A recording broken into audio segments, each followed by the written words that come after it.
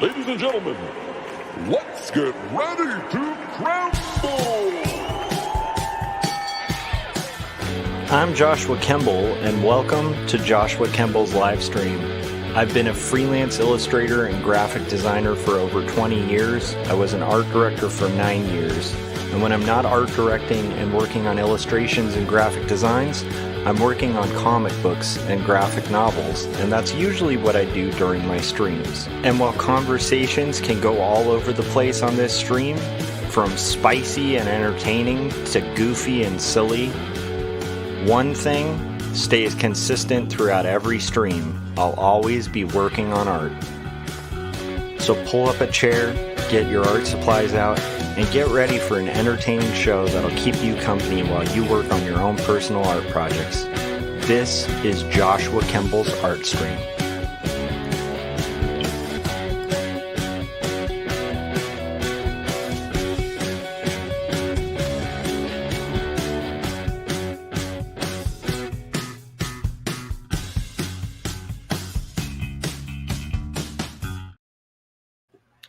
All right.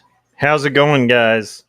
I am just writing down on a sheet of paper the guitar that I'm going to show, so I can keep track of the guitars that I've been showing. Let's see here. So, okay, got it written down. Are you guys ready? So basically, I am going to be working for an hour, maybe an hour and a half, on shading. My goal tonight is to not push it, and so but also to get my time in working on comics. And this is how books get done, at least for people like me who are like juggling a million things, right? Like where I'm juggling, a full-time gig, teaching, on top of, freelance and being a dad and a husband and stuff like that, and making this crazy graphic novel that I'm working on right now for Turner Publishing. That's called Not Death But Love: The Strange Supernatural Story of Elizabeth Barrett Browning, and I'm at like the halfway point. And it can feel sometimes like I'm in the middle of the ocean when I think about where I'm at on this graphic novel. But the one way to deal with being in the middle of the ocean is kind of pick a direction and swim. And that's kind of where I'm at. So today what I'm going to do is, at minimum, my expectation for myself is one panel. If I can get further than that in the next hour or so, that's great. There's another thing I have to do tonight, which is work out. So I'm going to basically do a panel, work out, print lesson plans, get some sleep. And so that's why I'm going to limit it to one panel, because my health is important.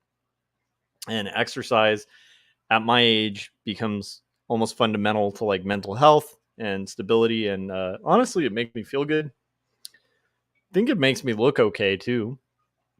So that's kind of, but the main thing is it makes me feel good and have more energy throughout the day, and be able to do things like what I have to do this weekend, which is yard work, and other such things. So anyhow, that's basically what's on the dock. But before we get into art, as I've been doing, and this will eventually stop because I am eventually going to run out of guitars in my guitar collection. For those of you who don't know, I've been obsessed with guitars. I've played guitar since I was a teenager. Used to play in bands a lot. I still record albums for fun with my good friend who's also named Josh. We collaborate and write music together. I've done solo albums and stuff too. But I absolutely, positively, 100% love playing guitars and playing music. So I'm going to show another one of my guitars. So this is guitar number 13. So far I've shown you my Squier 2 Strat from the 80s, my Squier Telly. That was my third guitar, but the second one I showed on stream that I still own. Jasmine Acoustic, which is cheap acoustic. My Seagull Acoustic, first solid top acoustic. And in a dreadnought shape.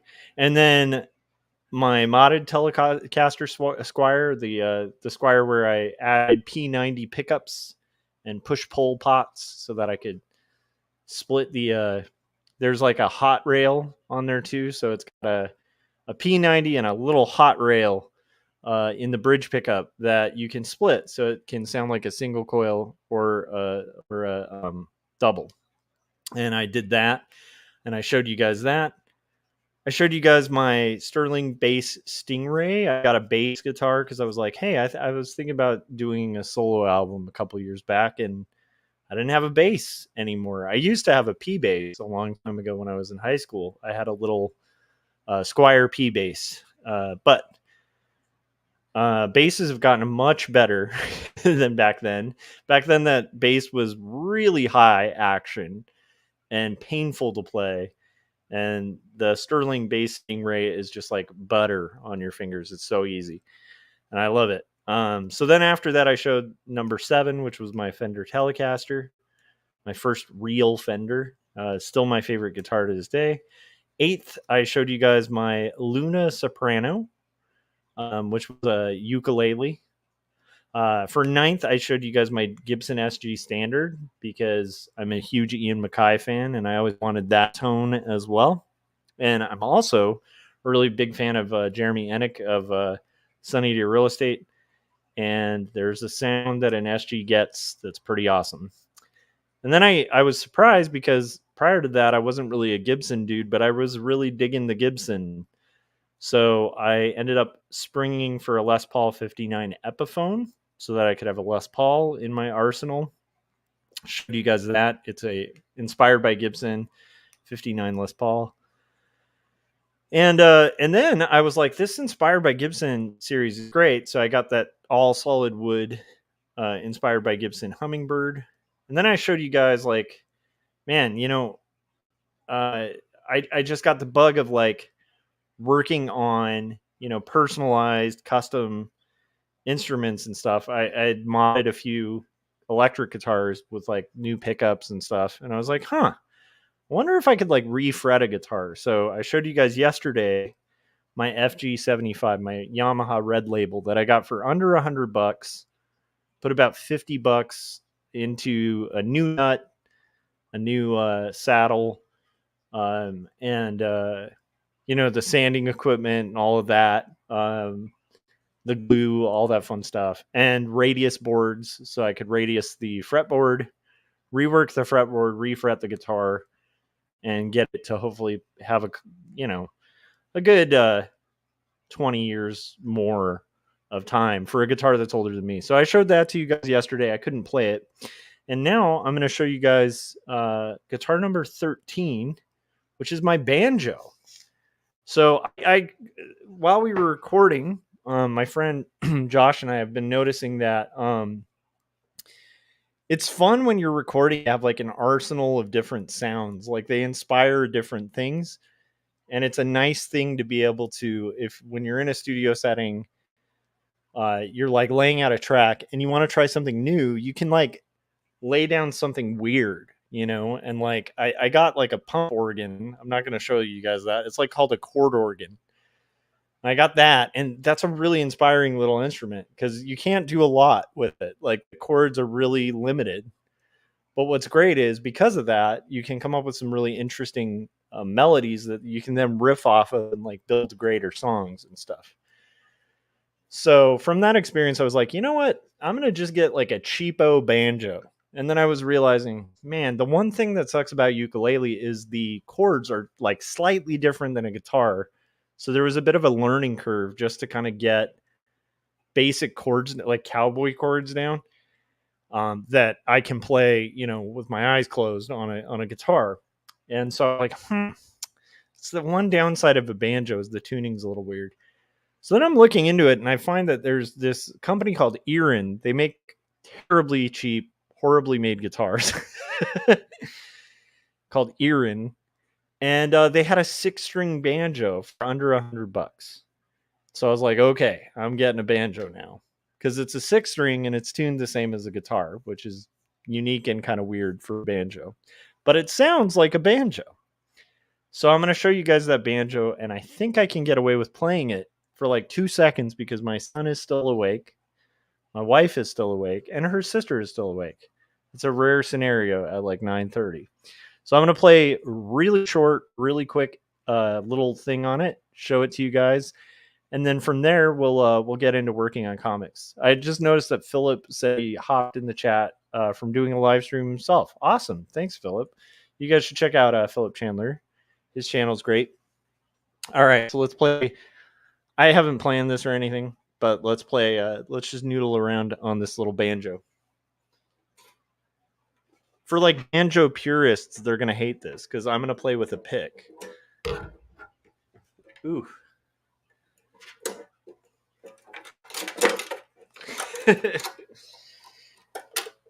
Okay, so I got my banjo here. So just so you can know, like, I was surprised. It's actually a pretty nice little banjo. It has horrible action. Like, if you see where the strings meet the neck, it's just like super high. And it hurts your fingers like hell to play this because like it's not a this is not a high quality instrument.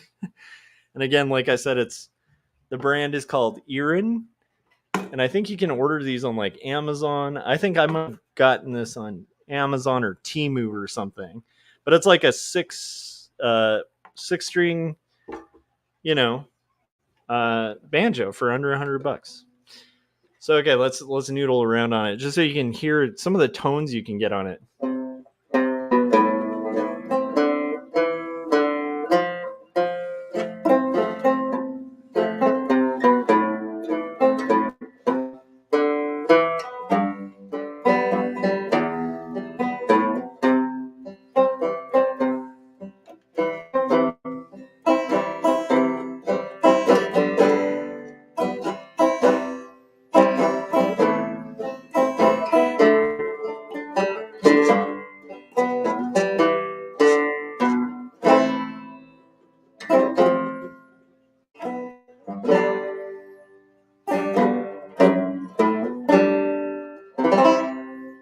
So that's my horrible banjo. But what's great is I can kind of play regular chords on it. You'll notice I'm a little clunky and rusty on it because again, the action is terrible on this thing. It's like you can play it.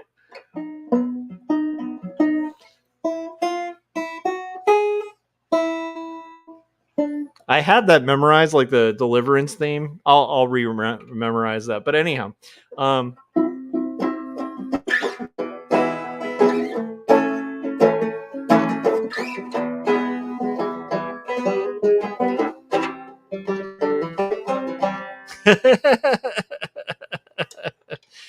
and I can play Rainbow Connection on this too, but I'm not going to because I don't want to annoy my family. So I have annoyed them enough. That was like 2 minutes. Everybody's awake already. So, but people are falling asleep. So we will call it.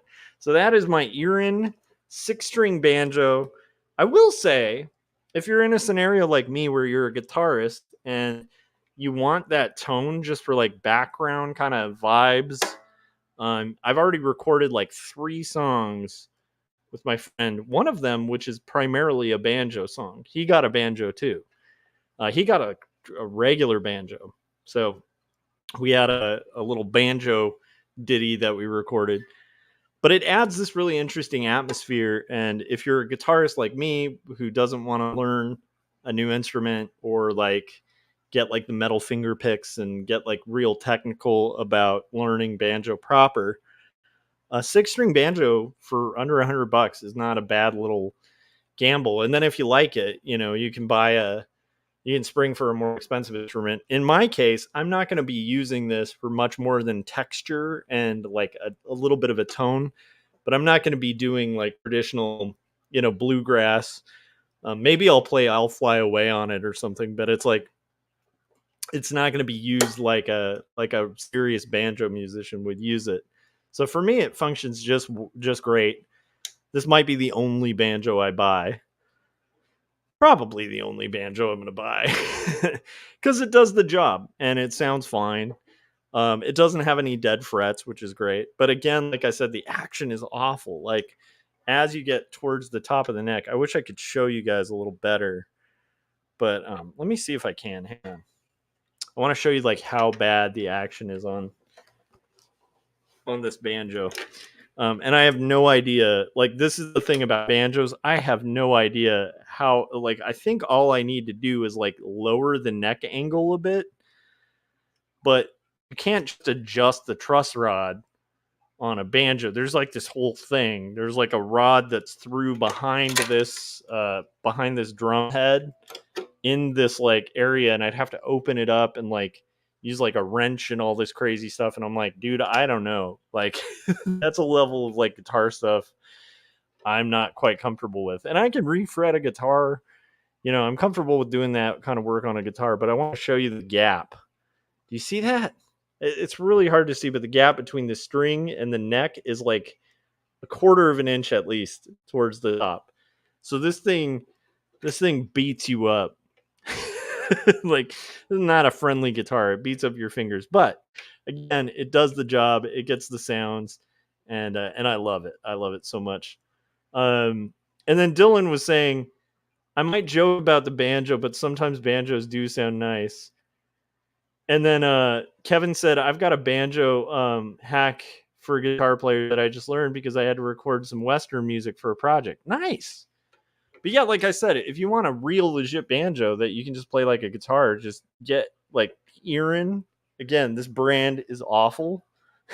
But again, it's nicely made. It's just I don't know how to do setup on it. And I brought it to like local luthiers in my area, and they don't know how to do setup on a banjo. So it's like it's a weird one.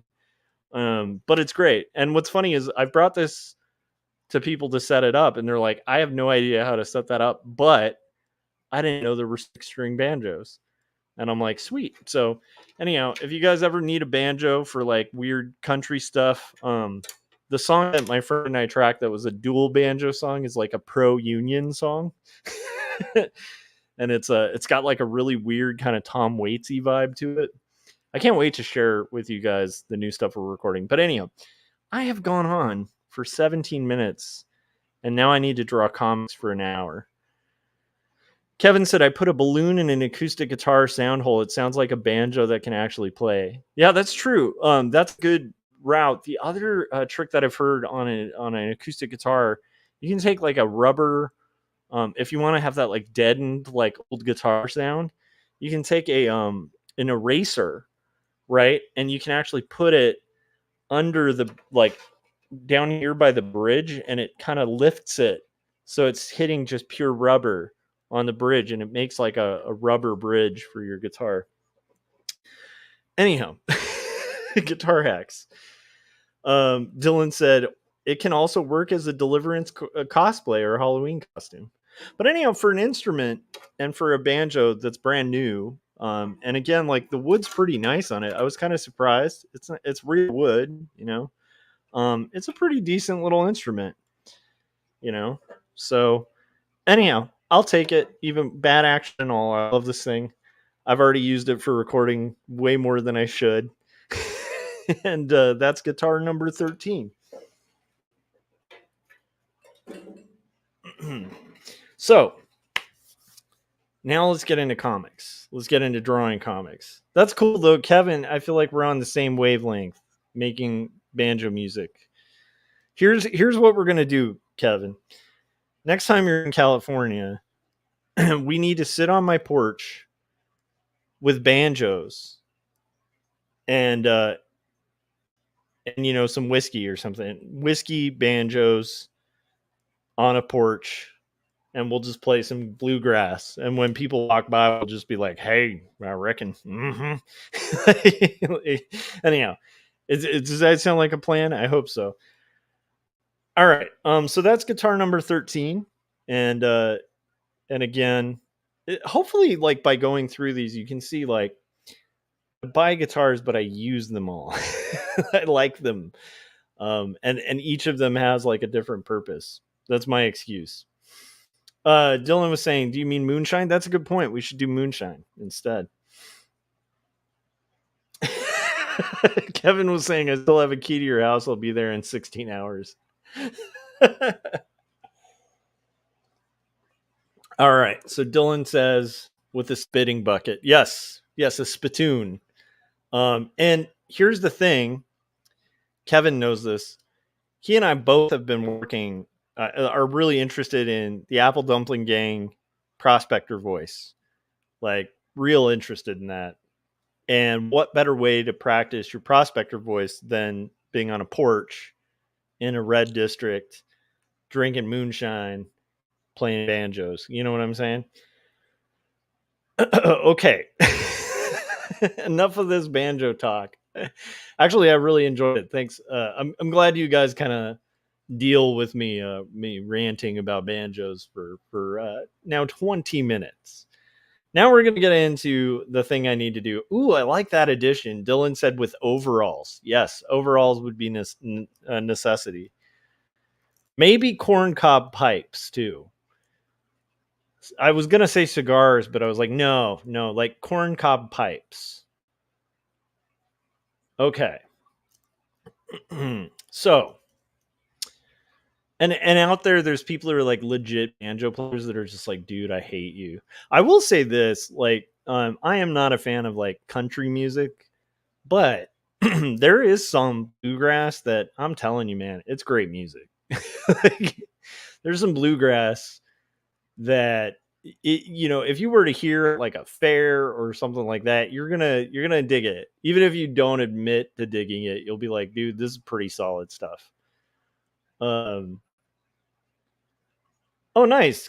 Kevin said, I want you to do a voice for the animated short I'm working on. Dude, I'm always happy to do voices for any animated shorts. Animated pants as well.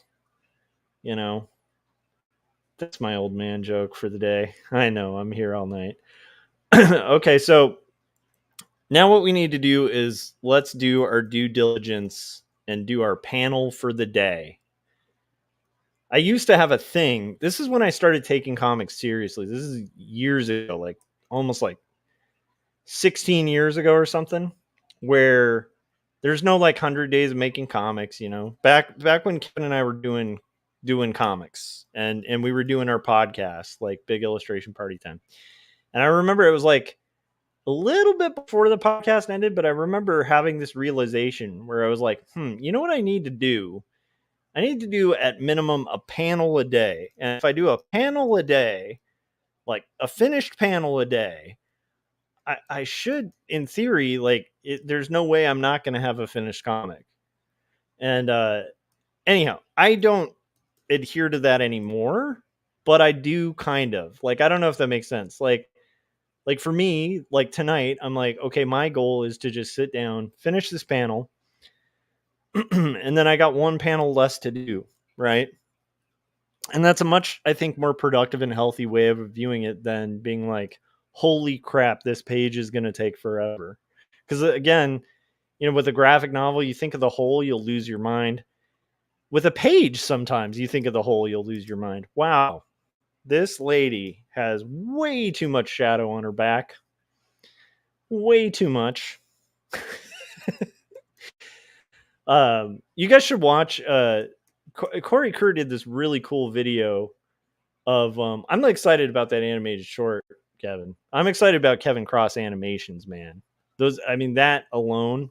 If you guys have not seen on Kevin's channel, here's the thing, Kevin. Maybe you know about this, but like, I have no idea why, but it doesn't send me notifications on YouTube about Kevin's new videos. And this bums me out because, like, I ended up one day, I was just kind of checking. Actually, I think it was through his Patreon. It was through his Patreon that I got a notification that like he had a new video out. And it is such a good video. It's like so good. And the animation on it is unbelievable. Like unfreaking believable. And it's like it's not a long animation, but it's like if that's even close to like a taste of like the kind of thing we're going to be getting, I just can't see it not being awesome. So I'm really excited about that. And if you guys haven't seen Kevin's animation video, go to his YouTube channel, check it out. It's very cool. Kevin said he's shadow banned with a question mark. I don't know, like that's the funny thing. There are so many things there are so many things that people will say like that where I'm like, that's just hyperbolic. And then every once in a while, there's like times where you're like, oh, it actually like Like, I think a lot of people who think they've been shadow banned haven't. But then again, I think there's probably like one or two, and I'm not, maybe not one or two. I'm sure it happens. I just think weirdly, I think sometimes people will say it happens when it's not happening. Um, I don't know. That's my whole thing. Like, I've had this for years. Like, one of my biggest, let's talk conspiracy theories, guys. One of my favorite conspiracy theories that I've subscribed to for years is the idea that conspiracy theorists themselves might be ops. like, if I'm the government, I'm just throwing this out there, but it's like if I was trying to hide something that's really nefarious, what I would do is like propagate guys that are like such wacky conspiracy theorists. I'd like fund them. Like, I'd be like, you say wacky stuff like all the time, and we'll pay you so much money to do it. And then they would say so many ridiculous things, and then every once in a while, maybe I'd like slip them something that's like slightly true, and that way it's just completely debunked, because it's like, well, I'm not going to believe this. That guy thinks this other crazy stuff. It's been a theory of mine for years. And this like predates, the horrible times that we're in right now with like crazy, there's like wild conspiracy theories aren't fun anymore, but this is back in the day when they were kind of fun. When you'd like driving in the car late at night, AM radios turned on, and out of nowhere you got like, caller, like a call-in show, with a local radio host who's got a voice like this. And the call-in show would be like, it's deep after midnight and we're taking another call about Sasquatch sightings. Like, and you're like, whoa, Sasquatch sightings. This is really cool. Anyhow, that's the era of conspiracy theory where I developed my own conspiracy theory on conspiracy theories, where I was like, that would be the best way to do a conspiracy theory. Kevin was saying probably just not hitting the algorithm because they stopped posting for a long time. No, it's shadow banning. Kevin, you gotta make it into a, like, are you gonna let these guys shadow ban me? No, you need to support my Patreon, support freedom of speech. Anyhow, Dylan said, yeah, I see some people say that they're shadow banned just to get more likes, views, and comments. LOL. And then he said, I have a theory that the government is utilizing minimalism to decolor our surroundings to affect us to have depression. That's an interesting theory. I have a theory about depression that I think life is hard and people get depressed. That's my theory. Like, I think it's just, it gets rough out there, and I actually think like most people are probably having trouble with stuff, this is something I've been reminding myself of. Man, I'm rambling today, but I've been reminding myself of this a lot. Kevin was saying I need to create controversy so I can regain those views. I love it. No, you'll pop right back up there, dude. With the quality you're putting out, there's no way it won't explode.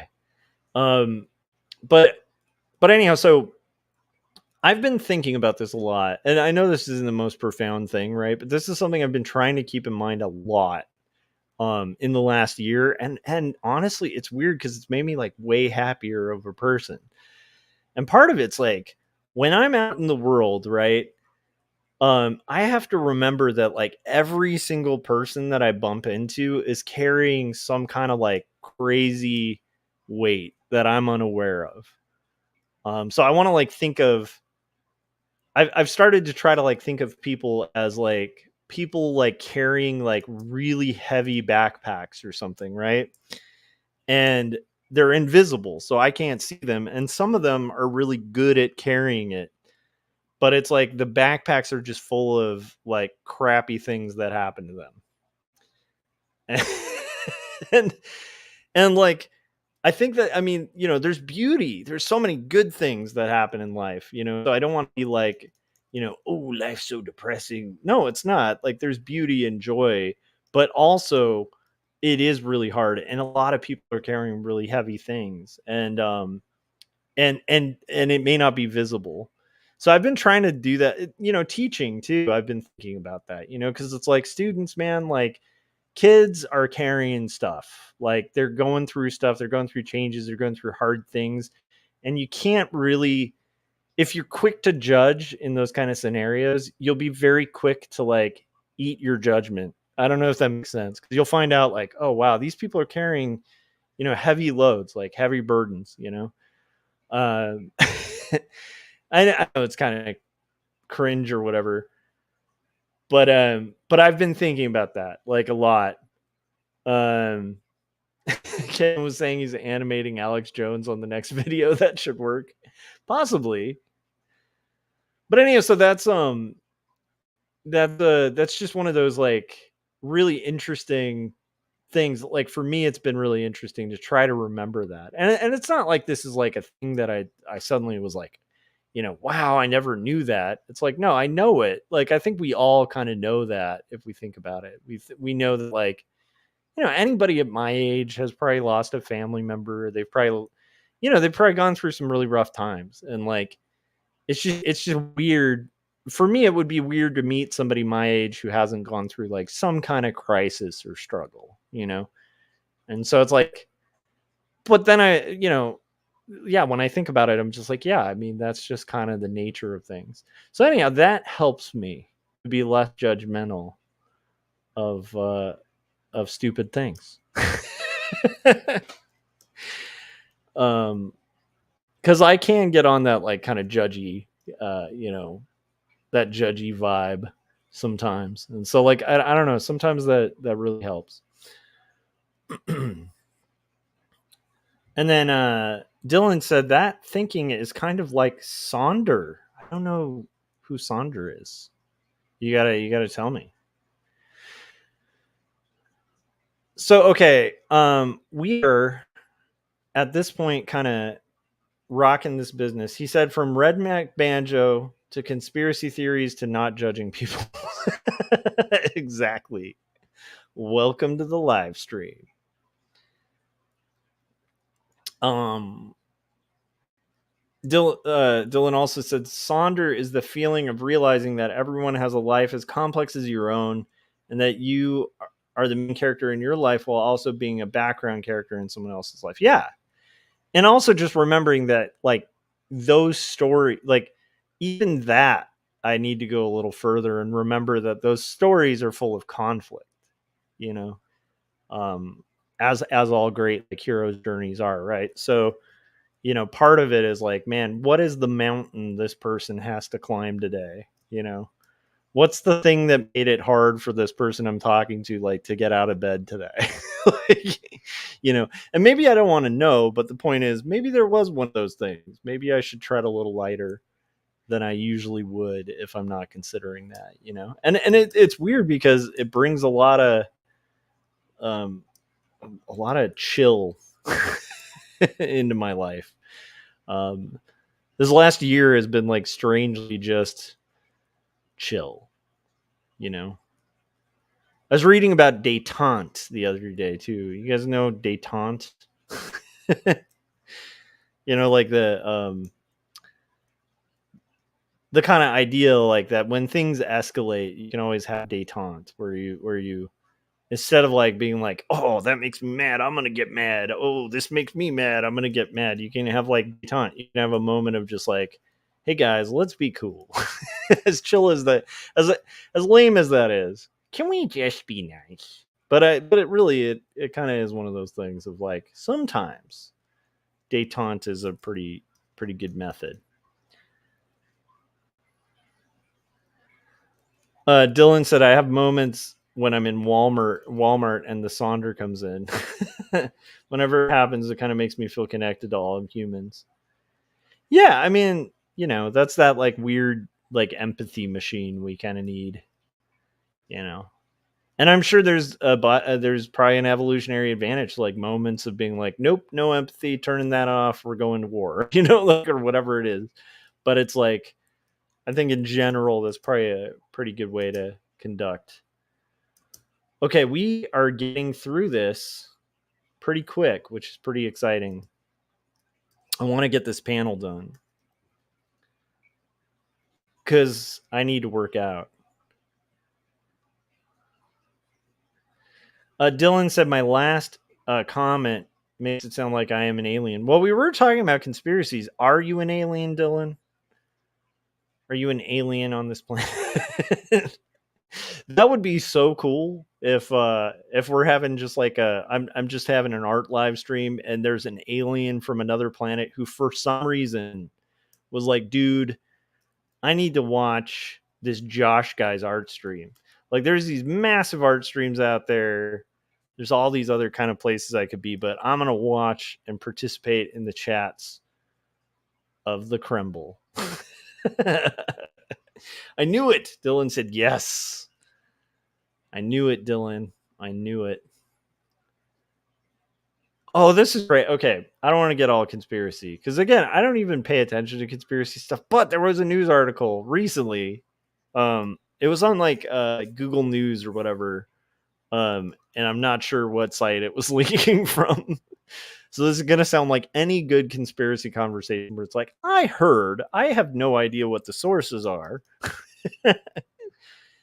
But I heard this really I read this really interesting article. Well, I read like 5 seconds of it on my Google News app or whatever, but because I don't pay for this, I think it was the Atlantic or I don't know, some publication, but because I don't pay their subscription, I couldn't read the whole article. So then I go to Google on, my computer and look up like this article, and there's one on the Independent. So I do remember that. So the article I read was on the Independent, and it's about this dude, and maybe you guys know his name, but he's like the biggest blogger.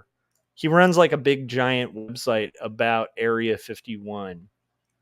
And it's just like a weird site where like it just collects, like people who live near there or have visited will like submit information, and it sparks all those wonderful memories of back when, again, conspiracy theories were kind of fun and not, potentially like destroying the culture and our whole society. Right? And it's like it was so fun to read, so what happens is like this guy is running this thing. He's really well known, I guess, in alien circles. So I bet if anybody in our circle knows who this dude was, it's probably Gary Hodges, who does Dinosaurs versus Mars Bots and also knows quite a bit about like weird conspiracy alien stuff. But anyhow, so this guy, he's doing these blogs and stuff like that.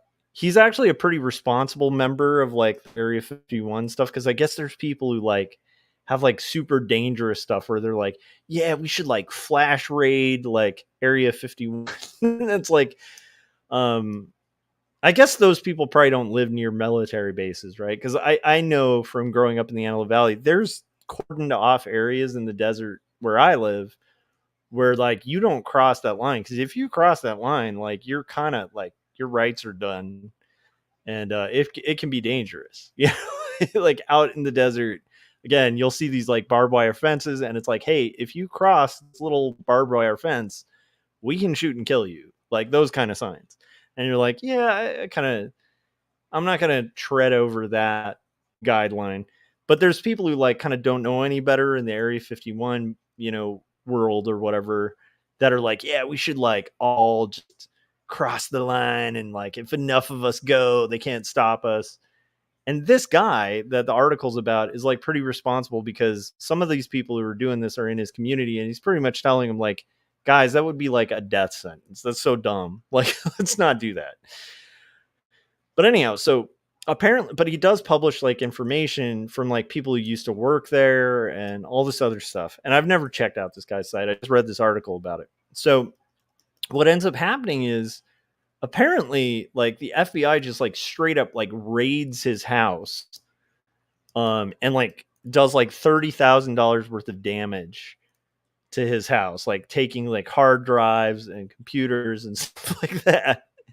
And he like asks them like, why, like, what are you after? Like, Is there like a warrant? They hand him like a warrant, but it's like the last page of like a 20-page warrant. So there's no like reason on it. It just basically says, yeah, we have a search warrant for your place. And then they just kind of take off. And then he tries to kind of file suit or like reach out and kind of figure out like what happened. Cause like him and his wife are just like, wow, that was kind of creepy. And and then it turns out that like they just won't get back to him. Like nobody's responded. He's reached out to like government officials. He's got like emails and stuff where they like respond by being like, I can't do anything for you on this. But apparently he must have published something on his site that was like close enough to like a top secret thing that like it led to like a raid, which is kind of nuts. So anyhow, it was kind of interesting. But I will say,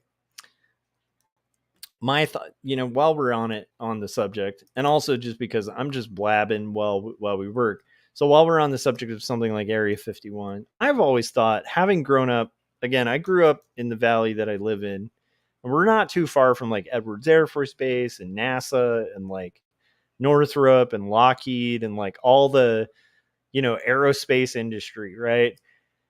And I will say, like, you get pretty used to like growing up in areas like this, just seeing like really weird aircraft just like flying around. And you rarely are going to assume it's an alien because like you just know they're doing like test flights and creating like weird planes that don't exist.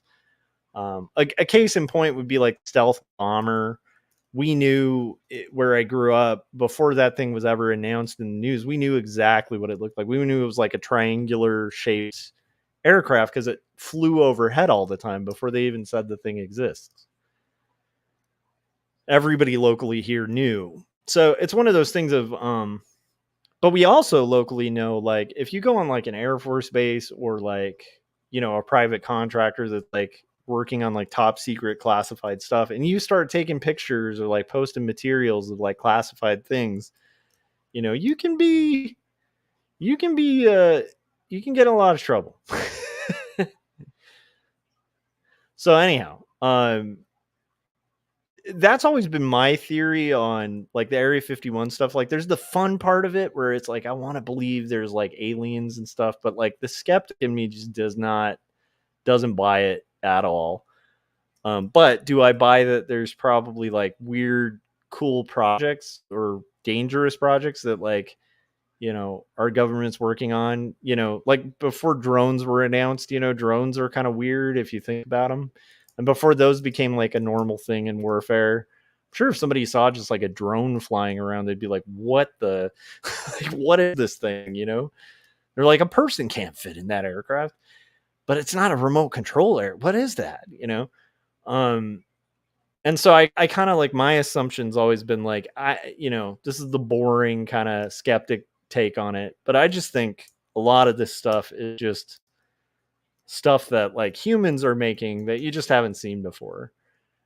And then the secrecy is just, it's like a lot of this stuff is being developed for wars. And if the secrets get out, then, other, competing interests can get that intel and then beat you to the punch on like whatever the innovation is, which in history is not always great with like technical innovation. Yeah. So anyhow, I just think about that. I think it's just like, it's mostly just people being people doing sus things.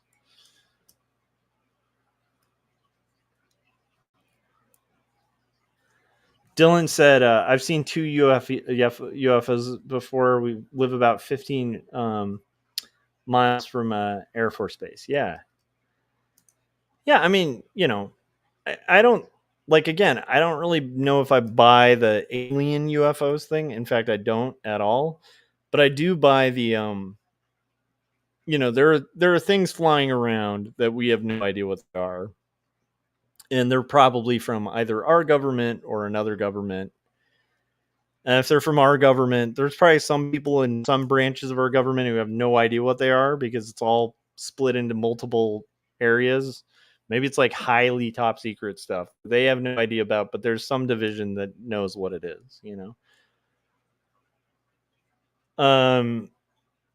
Oh, nice. Dylan said, I saw a reel showing a Chinese dragon drone show, and I thought that that if we time traveled and used drones to create the mythical creatures around the ancients, thought they were real, so we created them. That's a fun one. I like that. I like time travel stories a lot. I've seen that same video. It's kind of stunning, where they'll like form like a dragon and like words and like all these things, but the dragon will like move, and it's like just a ton of drones moving in unison. And see, to me, this is always the sad thing about technology, is a lot of like technical innovation is really just like brinksmanship between countries, you know. Like, that's always kind of a bummer. It's like, man, I love the idea of us traveling to space or getting to Mars, but there's always this like subtext of like, you know, brinksmanship of like, this is what we can do, and if we weaponize it, you better watch out. You know, it's always like got like that darker angle to it. But again, you know, whatever. Dylan said, I'm not sure if alien UFOs are real or not. He said, I would like to think that they are, but I also know the human species. Well, I feel like, yeah, alien stuff's interesting. I wouldn't rule out the possibility of it, but I don't think there's a lot of evidence of like life outside of our measly little planet.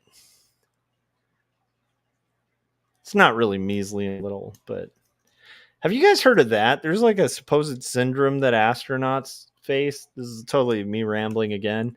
Astronauts apparently have like this mind-bending experience, some of them, like a depression almost, when they first get out of orbit and see the Earth.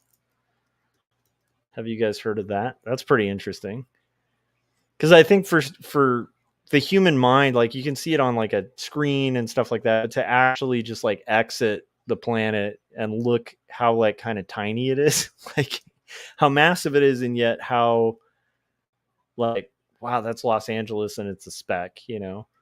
And I can totally kind of buy that that's a real thing, because I remember the first time flying on a plane where I like, you know, and of course, you know, when you're little and you fly on a plane, you want to have the window seat if you're a sane kid, right? Because everybody wants, even now, I like aisle seats because it's got restroom access. So if I'm doing like business flight, dude, and I'm not doing this for leisure, you know, I want that aisle seat so I can get to that restroom real quick, you know.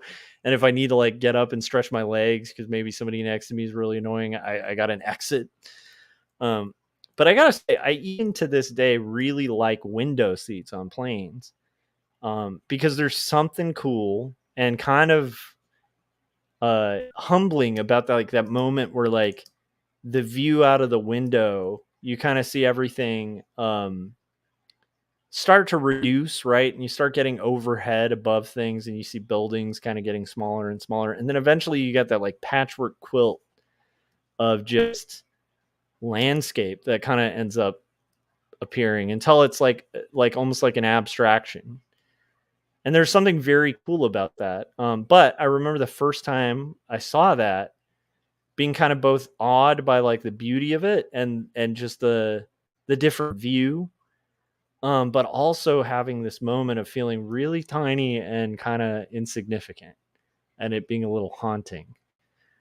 So because of that, just the experience with just like an airplane, I can't imagine what's like if that just continues until you leave orbit and then you leave the Earth. And like, you know, you're chilling on the moon, kind of looking at the Earth as if it's the sun. You know, it's that's got to do something to your head.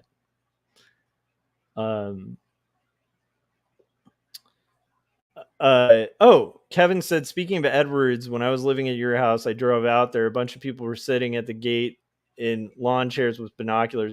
I'm assuming they were waiting for UFOs. The gate at Edwards, man, if there were people sitting there with binoculars, they were probably waiting for people entering who were not Air Force members, and possibly might have had guns to take out anyone who might cross the area that's not authorized to be there. That's for, at least if we're thinking the same gate. And he said the footage ended up on 100 Days of Making Comics video. Huh. I'll have to check that out.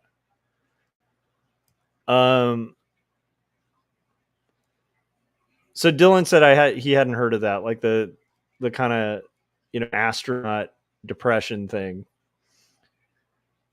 He said, I think there is life beyond our planet because out of an ever expanding universe, how can we be the only ones in existence? Well, that's the thing that I find strange, but I would also say we could be the only ones in existence. I do think, I don't know. Here's my suspicion. If we find like life outside of our planet, and again, I'm like an art major here, okay? I'm I'm drawing comics right now while I'm talking. So a lot of this is just like armchair conversation. But my guess would be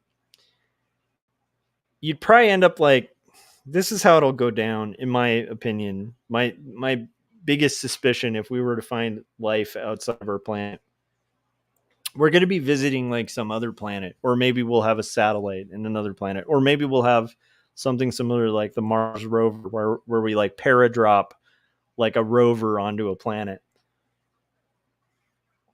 And maybe it's like an ice planet or a planet with water of some kind on it, but a planet that has like ice or water or liquid of some kind. And we like dip down into the liquid, and maybe we see like a tadpole or something, or like or maybe we see like an algae, or maybe we land on a planet and there is a plant. That to me is probably the kind of, like, in a fun fiction story, I want wild aliens, and in my imagination I want there to be like really interesting like alternate, you know um groups of species and stuff, so it can be like Star Wars or Star Trek, because I love those things, right? But in reality, I think it's way more likely that it would be like a plant or a fungi or like an amoeba or something like very not like human-ish. That's my suspicion. So I would think like that would be the first thing we'll ever hear about if we find life outside of the Earth. It'll be like plant life. It'll be like, dude, there is a fern, and it is a species of fern we've never seen before, and it is growing on Jupiter or something. Like that actually almost sounds like a Jim Lujan cartoon. The fern on Jupiter. Jupiter's fern. Let's see here. That also sounds like it could be a naughty film too. What do we got? Dylan said, I went to Cali for some of my family members. We took a plane both ways. First Cali trip and first plane ride. On the way back, I saw a localized rainstorm on top of a mountain. Nice. Yeah, from that viewpoint, like, rainstorms can look real weird and cool. They can also be terrifying if you're experiencing a lot of like turbulence, Kevin said there was bacteria in a rock from Mars. Oh yeah. Yeah, that's kind of life, right? That's the kind of life I'm imagining. Yeah, I think there's indications. I'll have to look that up, but from what I recall, there are like some pretty heavy signs of life on Mars.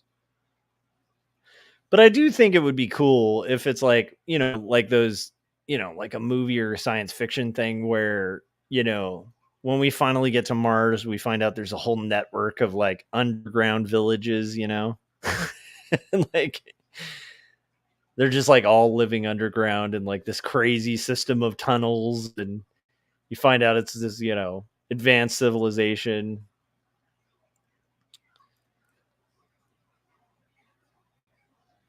And they offer you like a really cool cookbook, and you're like, yeah, these guys are really nice. They're here to serve man. That would be amazing. I like that world. Dylan said, naughty, naughty. And then he said, be right back. That cigar shaped UFO that was not from our galaxy or solar system. Our RBWR. I don't know what RBWR is.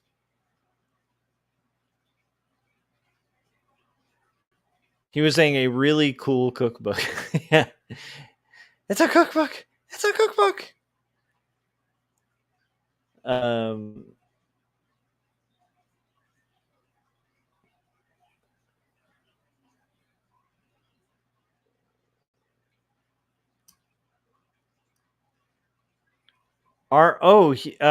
RBWR is remember when. Got it. Remember that cigar shaped UFO that was not from our galaxy or solar system. I don't think, is that true? That's the thing. I think the UFO videos, where they're like, man, we've seen these orb things and these like weird shaped things. I don't know if this is like the cigar shaped thing is part of that. Um, but yeah, those videos, I really doubt. I believe the testimony that those guys were giving to Congress about like UFOs and stuff. I just doubt that it's alien. I think it's more like, I don't know, like we had that whole experience with like the Chinese balloons that are just randomly floating around in the US, you know, and a couple of them have been shot down and stuff, and they're like spy balloons, and it's like, dude, when I was a kid, if I had never heard of anything like a spy balloon, just kind of floating around. So I think it's probably something more equivalent to that, where it's probably like some country, maybe even our own. Because again, like the government declassifies some things, but they don't always declassify everything. So they could be like, okay, we're going to declassify that these are unidentified objects. But that might also be to get ahead of, yeah, we're developing something that we don't want you to know we know. I don't know. It's always tough with that.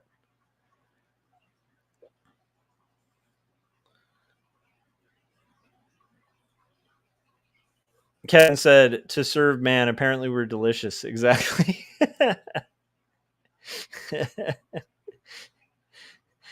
By the way, I rewatch the Twilight Zone probably like once every year. Like we'll just binge on it, and it's nostalgia, and also just it's an incredible show. Like that series was just some of the best television ever done. And a good testament to it is like you can see the guys who wrote them. Like Ray Bradbury wrote some episodes. William Faulkner, who wrote The Sand and the Fury, was writing episodes. Like they had just crazy talented sci-fi writers and writers outside of sci-fi, like writing their episodes. And Rod Serling's just smooth, like who wouldn't want to be Rod Serling? He's like the coolest dude on the planet. That guy just oozes cool. Like if Rod Serling like walked into a room today, people would just probably pass out because they'd just be like, I can't handle the cool. He's just too cool. Anyhow, but rewatching that like episode, the To Serve Man episode, I had forgotten like just how strange they made the aliens look with like these giant craniums, and they all look like they haven't had sleep in like 4 decades. They all pretty much look like cartoonists. Like they have just like ringed bags under their eyes, and yeah. Anyhow, but they're like also I think like 8 feet tall or something. It's really funny the way that they did the aliens, and the way they have them speak is really creepy and wonderful too. From what I recall, they don't really talk, but like they kind of go. Anyhow, I just remember rewatch that and being like, the way they did the aliens in this is so great. Like they're just such wonderful aliens. They look so ominous, Um, Yeah, they just don't do aliens like that anymore. I haven't seen like a good alien that's like that kind of creepy, like 1950s creepy, in quite a while. Um, yeah, and he said, and the main alien was Jaws from the Bond flicks. Exactly. That's right. That's right.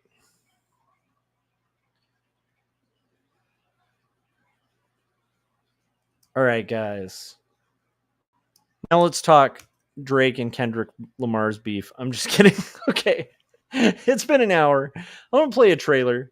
Um, Kevin said, "Yeah, man, I got my daughter in the Twilight Zone recently. So good, it resonates through 3 generations now. 100%, man. If somebody doesn't like the Twilight Zone, dude, I don't know if I told you this, Kevin, but my son and I have been watching the original Get Smart, and we're about through most of season 1. And unlike the Twilight Zone, that is a terribly written but wonderful, horrible comedy, and we love it. It's so good." Anyhow, and I had forgotten about the Cone of Silence bit, which is just classic. All right. We're gonna play a trailer right now, ladies and gentlemen. We're in the depths late at night at 10:16 p.m. talking about wild conspiracies. And we'll be right back after these messages. We know the Georgia kids say the craziest thing. So, little Susie, do you have any brothers or sisters? I understand you're in 3rd grade. How do you like that? Do you like your teacher? You like to do a lot of fun things at school? You got any hobbies, Susie? Any things you like to do when you're not in school? I hear you like to read. Well, right now I'm reading 2 stories written and illustrated by Joshua Kemble. It grapples with faith and mental illness. It's ultimately a story about redemption. It's a savage piece of writing. Also, I just finished up Jacob's Apartment, another one by Kemble. Jacob's Apartment weaves together elements of spiritualism and relationship dynamics, as well as atheism, and all the while it deals with abandonment and loyalty. It's a fierce, fierce read. Do you like ponies?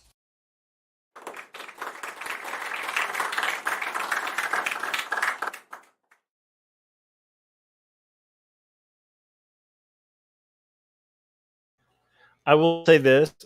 So Kevin just said, "Get Smart" is fantastic. I love it. Mel Brooks goofiness. Yeah, I think that's like early Mel Brooks too. I had forgotten he worked on that till I saw the credits again and was like, "Oh yeah, Mel Brooks did this." It makes sense because it's like total Mel Brooks humor. But what's great about it?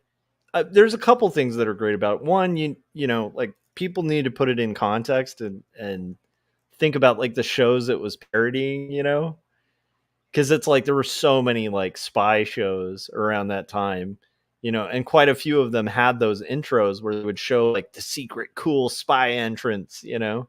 And so even that like opening bit, it's funny now and it holds up, but when you know what it's kind of riffing on, it's like 10 times funnier. And then here's the thing about that I love about Get Smart. Okay, there's a couple things. One is it's goofy, right? And the plots are just sheer silliness. The other is the actors are great. The actors are incredible. A lot of them are just like classic, like comedic actors.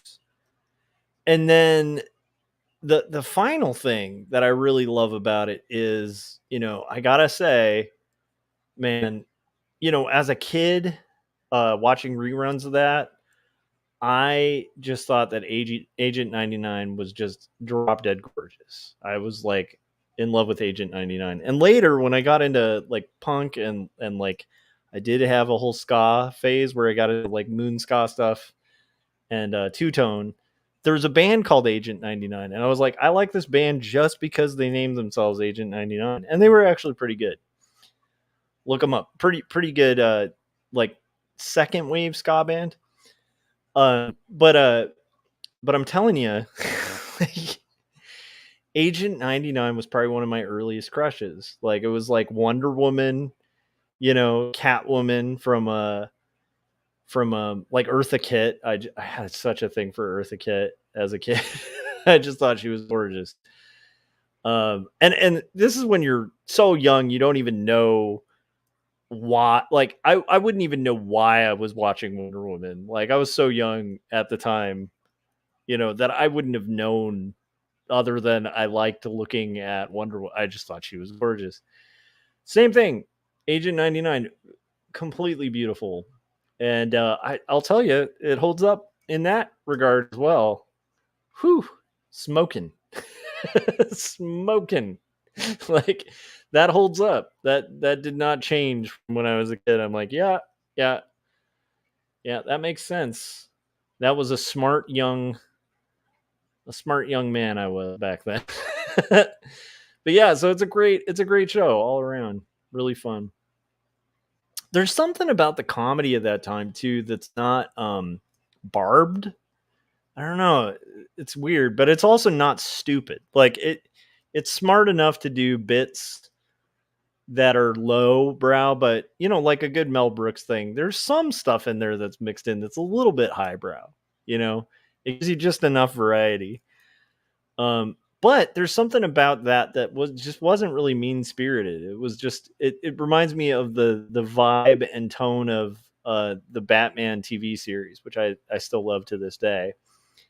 And there's something fun about that, because when you're a kid and you watch that, it's like you totally would just forgive the silliness because it's Batman. It's cool. You kind of know it's goofy, but it's Batman and Batman's cool, So you'll like watch these reruns of these shows where like it's very goofy. It as a kid that it's kind of goofy, but it's kind of cool. And it was the same when I was young and I'd watch Get Smart. There's a part of me that'd be like, oh, this is funny. But then there was another part of me that like, when I'd finish watching, hey, I got a shoe. Maybe my shoe's a phone, like, you see the gadgets in it. You're still like, even though some of them are totally silly, it still engages like the child mind, I don't know. And I can see that with my son too, where like he'll watch something and like he'll play a game based on the thing that he's really into, and it can be like a silly thing and then it becomes like this whole world of its own, through his imagination and stuff. And I think there's something about that era of television that you just don't really like. I'm not trying to be like nostalgic about it because television by far has gotten so good, like in the sense of scripts and complexity and like, I mean, if somebody from the era of like when Get Smart's on TV saw like one episode of like what's produced on Netflix or Disney Plus, they would just be floored by like the quality of effects and like script writing and like, these are not like set up shots and like the film isn't all grainy and like, people would just be like, wow, this is crazy. It's like a movie, which was kind of not happening at that time. But there is something great about kind of the simplicity of the plots back then, and the creativity of it's really fun too, because you see all this stuff. Like most of this stuff was not done with like special effects. It's like weird props and things like that. Car chases at the time, like they could, a lot of it's filmed, and I think I'm guessing Get Smart must have been filmed in LA, but it's like a lot of it's filmed in LA, and so you can tell they like drove down a street like super slow and then like sped it up. That's one thing that's a telltale sign that something was shot in like the 50s, the 60s. Honestly, any time before, the mid 70s, you can kind of tell something like a car scene in a TV show was shot at a certain era in time, because they used to just fast forward it and be like, look, the car's going really fast, but it's fun. And Kevin said the comedy was always done with a wink and a nod, aware of the goofiness and owned. Yeah. And then again, there's just like oh, nice. Yeah. Dylan was saying Kit. Yeah. Knight Rider was great. But there's also, I don't know, there's a real ingenuity to stuff at that time too, because they couldn't just like be like, we'll just green screen this on or whatever, like, and if they did, it was really corny. And I think that's what makes getting back to like the Twilight Zone, I feel like that might be one of the things that makes the Twilight Zone so great. Is it is amazing how much those episodes like hold up, like legit hold up. Like some of those episodes remain terrifying to this day. Some of them remain hilarious. The vibes of those shows really hold up. And I think one of the reasons is because like they really had to work with limitations. So you see like the way they did like spaceships and things like that. And it's like really like minimal sets and like quite often using really empty lots and stuff to like film locations. And yet like they do so much with so little. And you think about it at the time, it's not like it was a low budget show. It's just like what you could do on a massive budget, doesn't even come close to what you can do now with, a minimal budget. Dylan said, I feel like Hollywood's lost their creativeness. Well, to me, so funny. So I had to teach a little bit about, like McCarthyism and the Cold War and stuff like that. And I was thinking about just one of the things that's weird to me is Orson Welles was like the biggest director of his time when Citizen Kane came out. Like that was the movie. And War of the Worlds and these other things, these were his inventions. And I mean, I guess, technically War of the World wasn't, but it's like the radio program was totally different than like the H.G. Wells stuff, and so it was weird for me to think of that because it was such a big deal that he was blacklisted, right? Because he was like the young up and coming, like hot new director with, Citizen Kane as like the boom, this is like the mic drop movie. And I was realizing like that is a weird era because now that kind of reception really only happens for like Capes and Tights. And I grew up as a kid loving Capes and Tights. And I still to this day, like every once in a while, I'll enjoy a Capes and Tights movie, But it's so weird that it's been, entirely consumed by things that were kind of on the fringes. And I don't want to be one of those people who's like, ooh, woke Hollywood's ruining, because I don't think that's the case. I think it's just oversaturation and like a lack of like really feeling the vision of something unique and different, and really funding it. Like I think if anything, I think Hollywood just kind of plays it safer than before. But I also say that, and I'll say things like that about music, understanding, dude, I'm old, so like a lot of music to me sounds really tame and not like, I don't know. I was thinking about it. There's like a lot of music out there that like I would not feel like, I feel like for rock and roll to be really doing its job, there should be like bands that I like, really don't want my kid to listen to, because I'd be like worried for him or something. I feel like that would be the kind of music I'd expect. That's the kind of music I listened to when I was a kid. It scared adults. And it's like I don't really hear that kind of music. So I always make the false assumption sometimes where I'm like, man, music's just so tame and boring now, and every once in a while I'll hear like a band that's like, this is great, but for the most part, I just dig back because the new stuff is just so boring to me. But I wonder how much of that's also like, I may not be on the cutting edge of like knowing all the hip stuff anymore.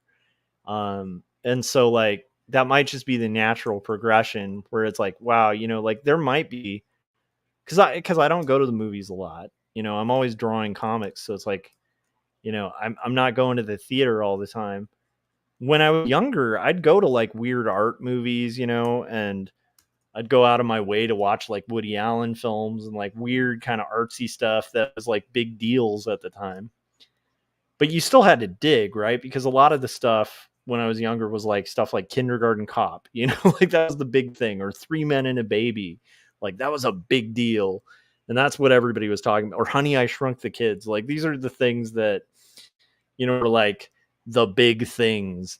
And then you'd dig a little deeper and you'd find like the more kind of artistic stuff, like Gross Point Blank, or like a weird, indie film, or whatever it is, Um, so like it's one of those things of, yes, I think maybe it has lost creativity, but I say that with the acknowledgement that I might also just not be tuned into the cool new stuff that's out there. There might be a ton of really cool stuff that Hollywood is producing that I'm just not watching. Yeah. Because I'm not seeking it out. And that could be a thing, because I definitely acknowledge that could be happening in music. I remember I was joking about Kendrick Lamar Drake beef, because I to me that's not even a beef, because I think Drake is awful. I think Drake is that's not music.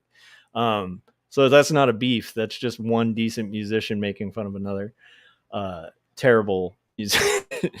But I do remember feeling like, man, I used to love hip hop a lot, and I just don't connect with any of it. And somebody turned me on. I think it was my friend Alan, kept mentioning Kendrick, and I finally checked out like Good Kid, Mad City, and I was like, this is like easily like one of the best hip hop albums I've heard in like, maybe 15 years. Like it was so good.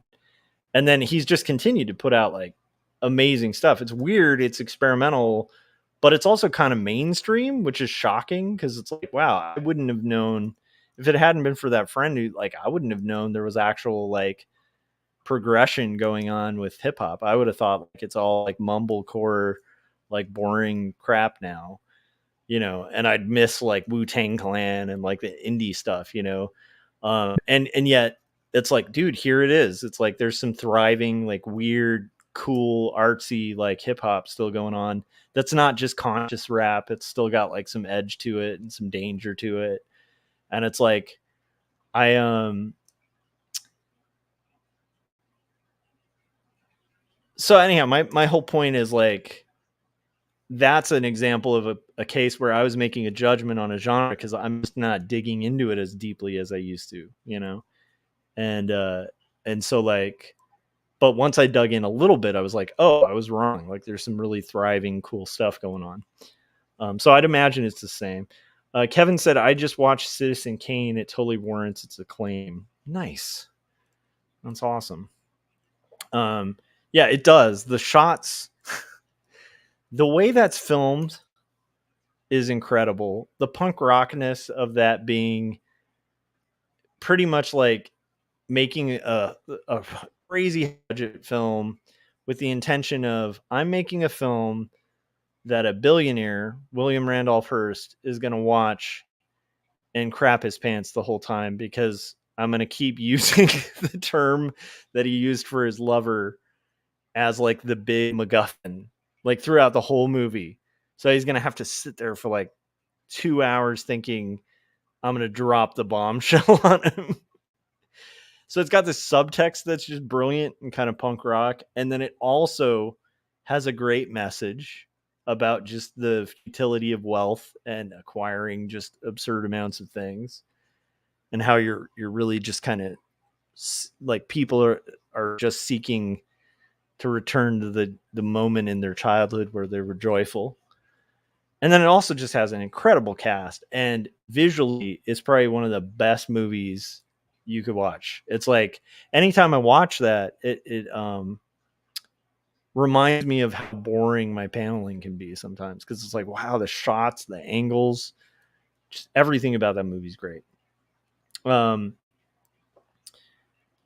Kevin said, I actually bought it at Walmart while wearing my Pikachu sweatpants in the $5 DVD bin, so it was worth the purchase and the watch. Do you actually have Pikachu sweatpants? Because I wouldn't clown on that. My kid's super into Pokemon now, so I don't know. I might find myself in like a couple years rocking some Pikachu sweatpants.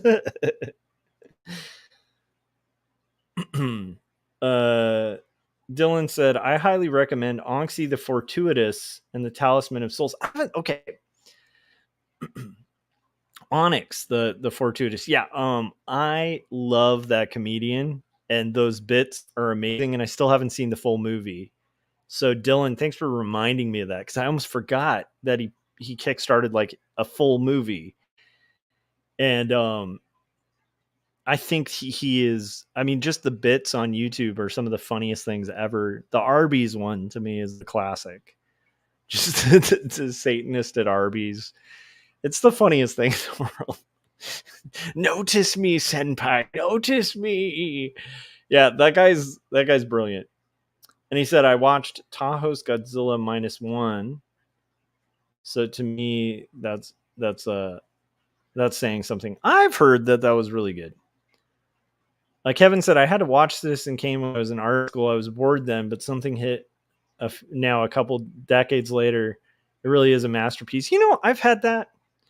Kevin, I'll sadly admit, I used to hate The Cure when I was an edgy high school student. I think it's because like everybody I knew liked The Cure, and so I was just going to be the person who didn't. So I liked like a couple of their radio hits, and then I just didn't.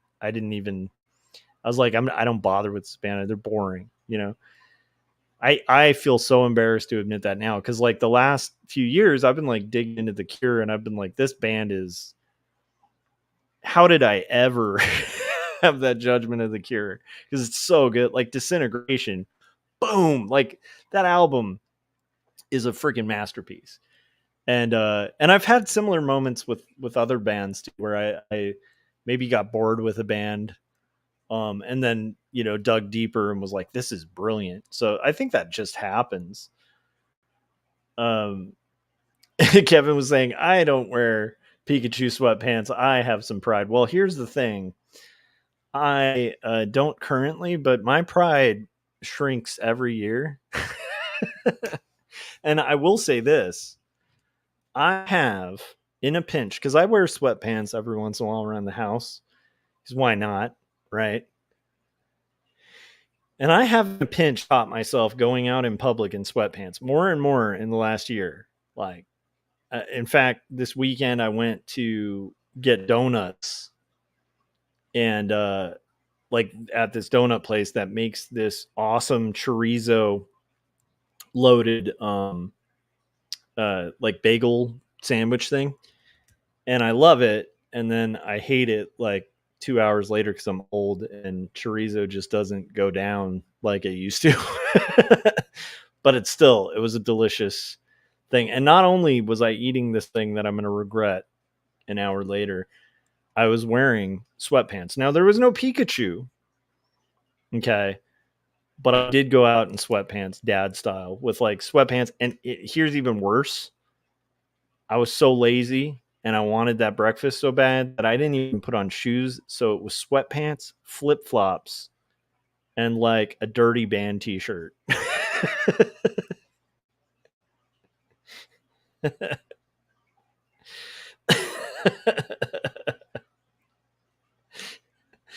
Kevin was saying this comes from a dude whose favorite band is Black Flag. Nice. And then Dylan said, I love chorizo. Oh, and Kevin was saying, what? The Cure is amazing. I know. And I think back when we did BIPT, that was one point of contention that we had musically, you know, where like you'd be like, dude, I don't understand why you don't like the Cure. And I'd just be like, they're overrated. I don't like them. And you're like, yeah, they used to be pretty hard back in the day. Like even before their hits, like they were a pretty rad like band, and they're still like everything they do is great. I'm like, no. And then it's like 10 years later, my wife finally got to me, and I finally like started getting into the Cure. But it goes further, man. With stuff, and it's so weird because I like Joy Division. I liked a lot of stuff in that kind of vibe and feel. And then for some reason, I even like New Order. I love New Order, and New Order is like way poppier and more mainstream, I'd say, than like The Cure. But it's like and I like REM, so it's not like I'm like, oh, I can't like pop stuff. I don't know what it was that was the block with The Cure. But yeah, so anyhow, there you go. Okay, guys. I gotta call it. I gotta go work out. It's almost 11. So it's 10:40. What I'm gonna do right now is end the stream, drink some pre-workout. While the pre-workout's kicking in, print up some lesson plans, and then I'm gonna work out for about an hour. And that'll get me to bed by midnight. And Kevin said, listen, I want to get old. Yes, I will. But anyhow, my point in this is I'm old. And I've found as I get older, I'm often wrong in first judgments about things. So I don't blame you with Citizen Kane. It is a hard movie to watch when you're younger because it is like super slow. But I think when you know what it is too, Kevin, you've been doing a lot of filming since then. So I think from that standpoint of somebody who's edited, shot things a lot more than you probably had in art school. Now you're probably like, holy crap, like that angle, that lighting, like, you can kind of see it for what it is. Anyhow, guys, I appreciate you hanging out with me, experiencing my 13th of my absurd acquisition, experiencing a little bit of banjo, a little bit of conspiracy, a little bit of fun, and hanging out and working on art. And honestly, it's fun hanging out with you guys. That the last like 10 minutes, I wasn't even working on my comic. I was just chatting with you guys. Tomorrow, I believe is Artcasters. I think that it's going to be on Corey Kerr's channel. And I think we're talking to somebody who writes horror for youth, like young adult horror novels. So like we're going to be talking to a writer. And I think it'll be a really cool conversation. So make sure you guys are subscribed to my channel. Hit the bell so you get notifications when we go live. And make sure you're also subscribed to Corey Kerr's channel, because that's where I'll be tomorrow night. And I'll probably, while we're having that discussion, maybe finish one panel. I might finish the whole page. Dylan said, tomorrow, should we discuss the meaning of life? Oh, now I have to mention this. Kevin will get a kick out of this too. My son and I do book time every night, and I got him into the Xanth series. And so we have read the first 3 Xanth novels together. And that's been cool. But not only Xanth, because he got a little tired of Xanth. So he's like, can we do something other than the Xanth books? Which is funny because now, initially I was like, I like these when I was little. You'll probably like them. And then I read them and I was like, these are really fun. Like, so I was a little bummed when we got to book 3. I'm like, can we keep going? And he's like, no, like I want something different. So I pull out this trusty book that's about as thick as a Bible that has a little green alien dude with a tongue sticking out, that sometimes on the cover will have the words "Don't panic." And my kid and I we read Hitchhiker's Guide to the Galaxy. He loved it. He cracked up. And I was like, wow, this is like, for like a 10-year-old, like that's pretty high humor for a 10-year-old, And then, Kevin said he read Spell for Chameleon with my daughter. Yeah, the only thing that I will say, there's some stuff that I like maybe changed a few words, like because it's Piers Anthony. But yeah, it was a good book. It was still fun, and I had forgotten about the whole twist with like Trent the Magician and stuff. Anyhow, so we read Hitchhiker's Guide to the Galaxy, and So he now knows the meaning of life, the universe, and everything, which is 42, as all good readers should know. But now we're actually reading Restaurant at the End of the Universe. So we're blasting through the series. And it's been fun because I forgot a lot of stuff. I had forgotten that Zaphod Beeblebrox on his spaceship, when the improbability drive is shut down because it's busy trying to figure out how to make tea. And Zaphod, like they're getting shot at, they're about to die, like everybody on the ship. And Zaphod, in desperation, is like, okay, I'm going to do a seance and talk to my dead grandfather. So they do a seance, and his grandfather, the ghost of his grandfather, actually appears. I had forgotten about that in that book. So anyhow, we're enjoying that book. Kevin, that's hilarious. You and I used to bond on that because we both grew up reading like nerdy fantasy stuff, and like Piers Anthony was a favorite. I also was really into Anne McCaffrey and the Dragon Riders of Pern. And that was a great one, especially the Dragon Song and Dragon Singers. Those were great because of the fire lizards. I'm a nerd. All right, guys. Have a good night. I appreciate you guys. If you haven't yet, hit like and subscribe, and I'll see you on Corey Kerr's channel. Yeah, Kevin was saying I changed things too. Piers Anthony does get a little adult sometimes. Exactly. So there were some times where it's like, and he was looking at her full, and I'm like, hair. She had really pretty hair on her head, like, or whatever. Like, I just punch in like a change. Kevin said the strings. I love it. Okay, guys, have a good night. I'll see you guys on the next one. Appreciate you guys, and it's been fun. All right.